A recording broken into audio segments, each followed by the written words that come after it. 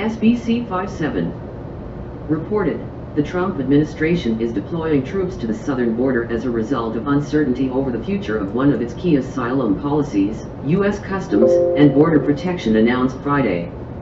Last week, a federal appeals court blocked the so-called "Remain in Mexico" policy, which requires migrants to wait in Mexico until their court date in the U.S. Following the ruling, groups amassed at some locations along the border, but while the ruling has been temporarily paused, senior agency officials told reporters Friday that last week's events prompted concerns about personnel safety. Several ports of entry were closed or partially closed last week. Based on the pending decision, continued concern of large groups attempting to forcibly enter through ports of entry, and COVID-19 containment and mitigation concerns, CBP has activated the Crisis Response Force, the official said. As a result, the Defense Department is deploying its Crisis Response Force in support of CBP. Approximately 160 active duty personnel will be shifted from their standby location in Louisiana to the southern border. It looks like more U.S. troops are being sent to the border as part of a crisis response team being sent to the border to deal with large groups that want to enter illegally and for coronavirus containment. With this crisis response team with a deployment of 160 active duty troops being sent down to the border with Mexico where coronavirus containment will be part of the mission, it looks like Trump is using coronavirus as a way to contain multiple issues on our border with Mexico. #X200B, coronavirus containment is an amazing excuse for this crisis response team, as Trump now has the option to boost border and immigration security at our border with Mexico using the coronavirus as a perfect excuse to protect the border, whether coronavirus is real or not. This development comes at a time where it's now obvious the Trump administration operation against illegal immigration is now in play inside the United States. The Hill reports, Immigration and Customs Enforcement, ICE, has begun 24-hour daily surveillance operations near the homes and workplaces of undocumented immigrants in sanctuary cities across the country.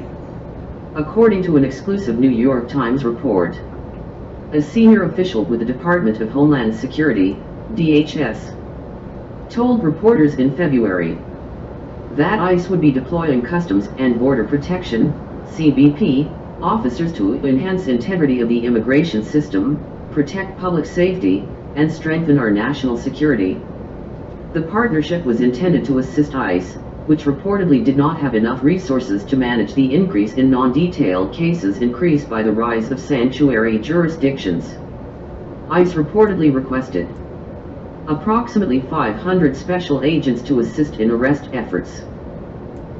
These agents, who normally work to stop criminal operations like border smuggling and violence, are requested to help ICE law enforcement arrest and deport illegal immigrants residing in sanctuary cities to compensate for state law enforcement that won't enforce federal immigration policy. The CBP agents will move from working on criminal offenses to civil infractions. #X200B, in the last week we are seeing a major operation unfolding by the Trump administration and even SCOTUS to target illegal immigration in America, as ICE is now reported as beginning a 24-hour surveillance operation to target illegal aliens at their homes and workplaces. A couple of major pieces to this developing situation to target illegal immigration in America first this week started with the Supreme Court ruling illegal aliens involved in identity theft can now be prosecuted, along with a rule now in place to strip green cards from green card holders who have abused America's welfare system. This operation against illegal immigration started a few weeks ago with Border Patrol BORTAC units going into sanctuary cities to assist ICE agents, and now ICE is conducting an operation to target illegal aliens where they live and where they work. It looks to be official that Trump's war against illegal immigration has now gone into play. Dit reports, Obama's acting Homeland Security Inspector General and his subordinate were indicted on 16 counts of theft and fraud, the Justice Department announced. On Friday, the indictment charges Charles K. Edwards, 59, of Sandy Spring, Maryland, and Murali Yamazula Venkat, 54, of Aldi, Virginia, with conspiracy to commit theft of government property and to defraud the United States, theft of government property, wire fraud, and aggravated identity theft. The indictment also charges Venkat with destruction of records. The charges allege that in addition to stealing government software and databases, Venkat helped Edwards by reconfiguring his laptop so that he could upload the stolen software. Just more simple proof of the crime spree that took place inside the Obama administration, as it has been announced that Obama-era DHS Inspector General has been indicted for fraud and theft of U.S. government property. With this former Obama-era DHS Inspector General Charles Edwards being indicted for the following crimes, then it's very likely more Obama officials are guilty of fraud and theft of government property.